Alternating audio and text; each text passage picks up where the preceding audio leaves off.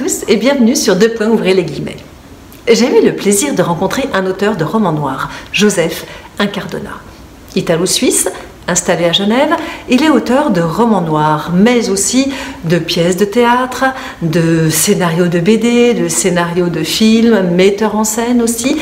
En tout cas, vous l'avez compris, c'est un touche-à-tout. J'ai eu le plaisir de lire 3 de ses livres. J'ai commencé par Lonely Betty, qui est l'histoire d'une femme centenaire dans le Maine qui va fêter son anniversaire la veille du 24 décembre. J'ai eu le plaisir de lire 220 volts. Alors c'est l'histoire d'un auteur qui est en panne, qui se trouve face à la page blanche et qui va se retrouver avec son épouse à la montagne.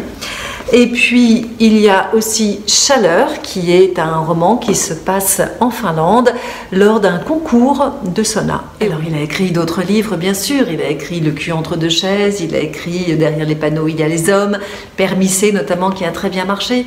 J'ai rencontré un homme simple, un homme totalement accessible et plein de joie de vivre. Je vous laisse le découvrir. Bonjour Joseph Incardona, merci de nous donner quelques minutes d'interview pour Deux Points, ouvrez les guillemets. Moi j'ai une première question pour vous qui est, vous dites, j'ai vu sur votre site internet, vous dites que vous êtes un constant, que vous êtes maniaco-dépressif, hypocondriaque. Est-ce que lorsque vous irez mieux, est-ce que vous pourrez toujours écrire des livres? Maniaco-obsessionnel. Maniaco-obsessionnel. Je tiens à préciser.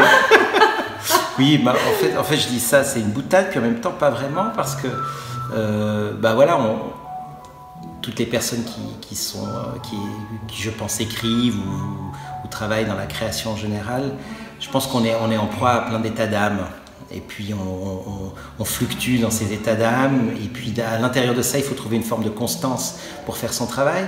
Mais c'est un peu pompeux de dire ça, mais c'est une forme de sensibilité qui a ses défauts, qui dans la vraie vie des fois nous handicape, mais qui peut-être au niveau de la création peut nous aider, peut nous faire approcher d'une certaine empathie avec ses propres personnages, avec le monde, nous faire être attentif à ce qui nous entoure. Donc voilà, donc je veux surtout pas guérir, je veux surtout pas qu'on me soigne. Voilà, j'arrive à fonctionner, et puis sans doute que l'écriture est là pour cadrer tout ça aussi. Hein. C'est un vrai territoire, c'est un vrai socle sur lequel je construis ma vie au quotidien. Au-delà des livres publiés, c'est un moment nécessaire pour moi, ce moment d'écriture qui est devenu et autour duquel j'ai construit ma vie. J'ai lu Lonely Betty. Vous faites un clin d'œil à Stephen King. Quels sont vos maîtres en matière de polar?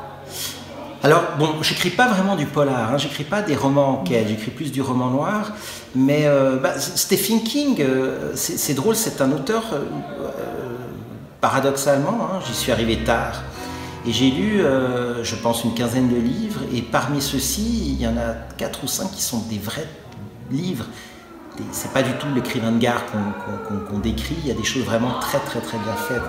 Il y a Dead Zone, il y a Misery, il y a Shining, ce sont des bouquins très bien construits, très bien racontés. Il y a beaucoup d'auteurs, mais je dirais que c'est essentiellement des auteurs nord-américains.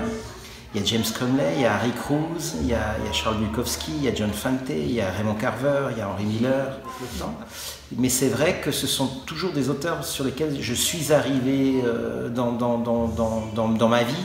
C'était des rendez-vous, John Fante, etc. Après, il y a eu Philippe Jean dans la fin des années 80, milieu des années 80, qui pour moi était un auteur important.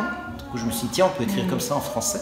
C'est un auteur, le plus américain des auteurs français, sans doute, comme on le dit. Alors, Joseph, moi j'ai lu 220 volts, que j'ai beaucoup aimé, et je me suis demandé si c'était un récit autobiographique, en tout cas au début, je ne parle pas de la fin, mais est-ce que vous connaissez le problème de la page blanche? Alors, non, pas vraiment, dans la mesure où j'ai pas cette angoisse quand je me mets à écrire. C'est surtout entre les moments d'écriture peut-être, hein, qu'il peut y avoir des moments d'inquiétude, mais pas d'angoisse. Et puis, ça reste fondamentalement un plaisir, hein, d'écrire. Après, ce qui est autour de l'écriture devient plus problématique. C'est peut-être là, le problème est peut-être plus là, le rapport à la presse, aux éditeurs, public éventuellement, je sais pas. Enfin, ce qui est autour de l'écriture qui peut poser plus de problèmes. Dans Chaleur, vous avez dit que vous étiez basé sur un fait divers. Est-ce que vous basez sur un fait divers à chaque fois, pour chaque histoire, pour chaque non, c'est la première fois avec Chaleur. La première fois que je m'empare d'un fait divers que j'ai pas trop fouillé. Hein. Je suis resté vraiment dans les grandes lignes.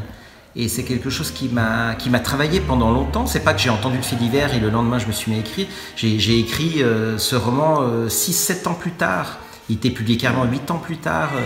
Donc c'est quelque chose qui est plutôt à aller chercher sur une forme de genèse, un retentissement personnel. Et c'est la première fois. En général, je compte suffisamment sur mon imaginaire mêlé de réalité pour construire mes romans. J'ai une autre question, la dernière, un peu plus personnelle peut-être.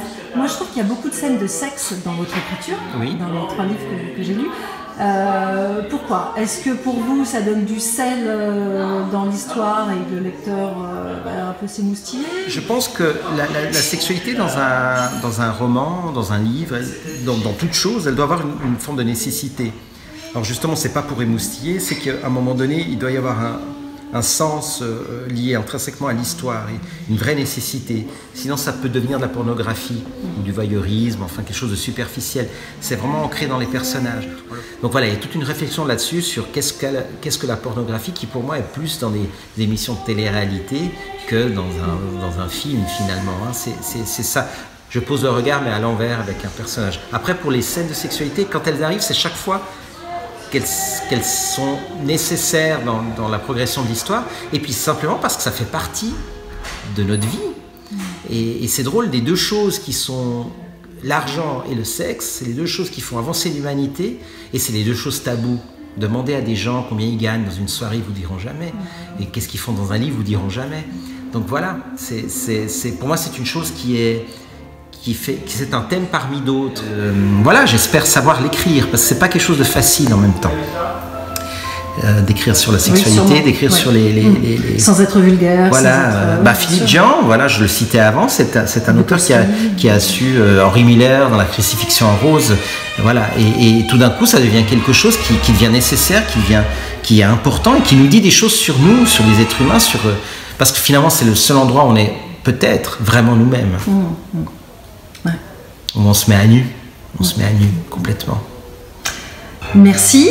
Quelle est votre actualité? Le Salon du Livre de Genève? Salon du Livre de Genève, semaine prochaine. Et puis, voilà, comme je disais avant, une pièce de théâtre que je mettrai en scène en septembre à Lausanne. En septembre. Voilà.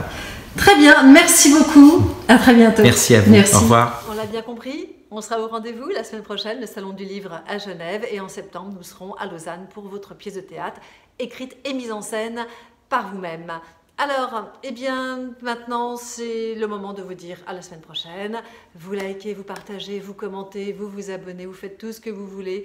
Mais en tout cas, vous nous restez fidèles et vous serez là la semaine prochaine, bien sûr, sur 2 points ouvrez les guillemets. Et en attendant, je fais des gros bisous à Sandrine et à Marc. Merci!